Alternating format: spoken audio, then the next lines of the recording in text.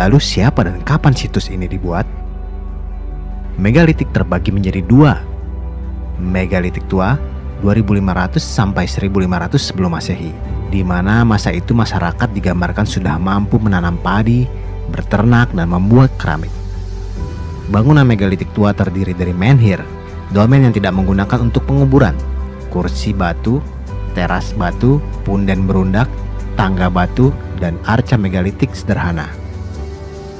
Sedangkan megalitik muda berkembang pada masa perunggu besi, sekitar milenial pertama sebelum Masehi. Bangunan megalitik muda terdiri dari peti kubur batu, dolmen yang digunakan sebagai kuburan, sarkofagus, dan bejana batu.